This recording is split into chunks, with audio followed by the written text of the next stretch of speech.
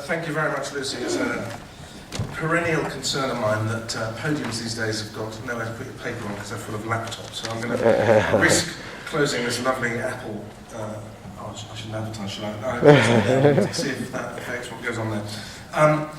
Really pleased to be with you today, and thank you very much, Lucy, for inviting me and to support Talent2Trade and this unique event which brings you all together to share experiences, to share your ideas, and to really tap into the talents and expertise of young people. Talent2Trade first approached me when I was Schools Minister, which I did for 3 years, to support their involvement in the SHINE initiative, a government campaign to promote the talents of you young people. And what a talented bunch. One of the best things about my old job when I was doing schools was meeting young people and just enjoying chatting to 3 students from Long Eaton just now. So full of ambition, full of ideas, full of enthusiasm, which often puts us as adults, particularly when we're bogged down with the sorts of jobs that I do, often puts us to shame.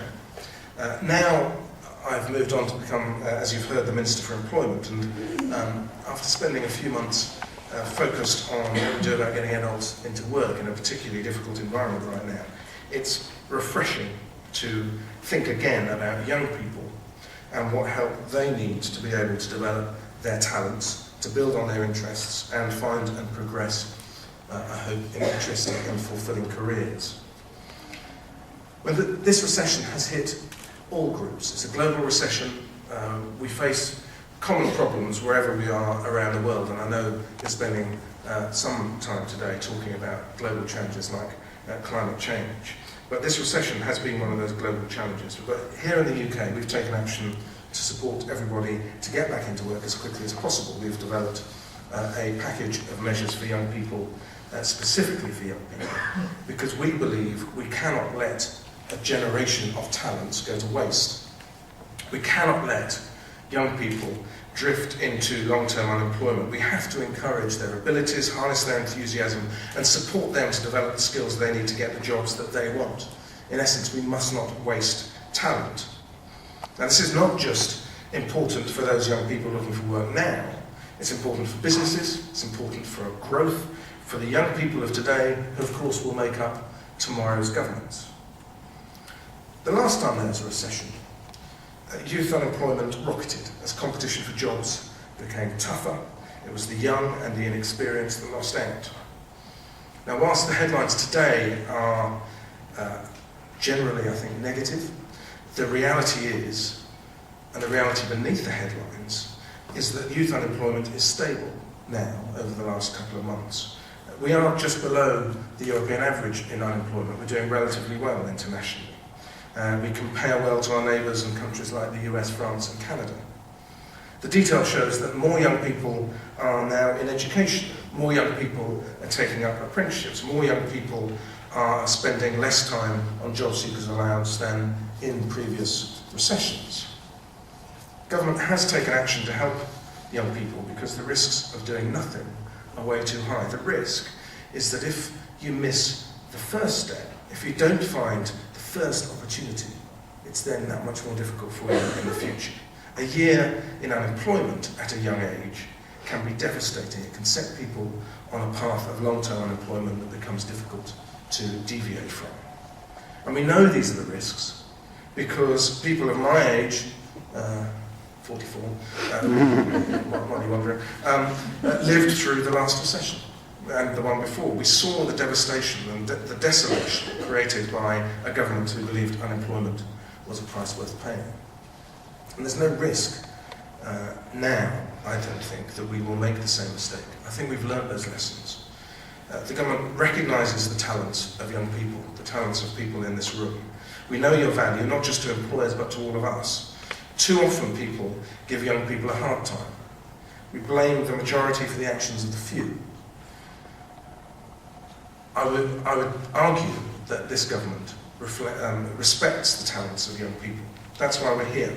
That's why talent exists under Lucy's leadership, and that's why we're investing in young people, working hard to make sure they're not left behind, creating opportunities, encouraging talent, and ensuring today's young people have the skills they need to become tomorrow's leaders and tomorrow's entrepreneurs.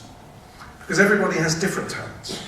We're all good at different things. And the challenge for us in government is to design a system that recognises and encourages these skills, whatever they may be. And the offer for us, I guess, is simple. Education places if you want to go to college and university. On-the-job training if you just want to get into work. And opportunities to try out different jobs through work experience and internships if you're not sure. All you have to do is to get involved. And the only limit should be how far your imagination and ambition can take you. And that is the essence of our Backing Young Britain campaign that we have running at the moment. To deliver this, we've raised the school leaving age, the education leaving age is being raised to 18. We're investing an additional £655 million to increase post-16 learning places to an all-time high, with the guarantee of a place this last September in further education for everyone that wants one. We've increased the number of apprenticeships from 65,000 in 1997 to a record almost 250,000 in 2008-09. And from 2013, every suitably qualified young person will be guaranteed an apprenticeship place. And as I said, in the summer we launched Backing Young Britain with pledges from major employers like Microsoft, like British Airways, like Asda, support from inspirational people like Kelly Holmes, Tim Campbell, the first winner of the apprenticeship, of The Apprentice.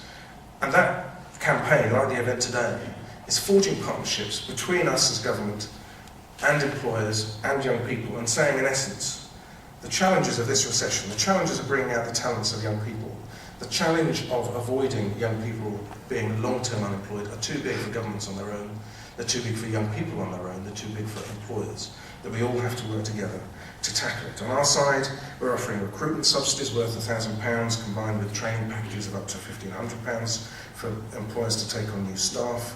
We're giving help for people to start new businesses. We're developing volunteering placements. We are specifically offering young people a guarantee of who, if they've been unemployed for 12 months, of a job, training place or a work experience placement. And in the end, we know how important teachers, we've got the best generation of teachers we've ever seen. And I hope that it's helping you to realise the talents that I know you all have in various forms. But it is a shared challenge for us right now in difficult economic times for us globally as we start to move into recovery. The bottom line is that we must invest in the skills of our young people today. We must develop those skills and encourage new industries and new jobs in the knowledge economy, or we will all pay the price of wasting your talents in the future.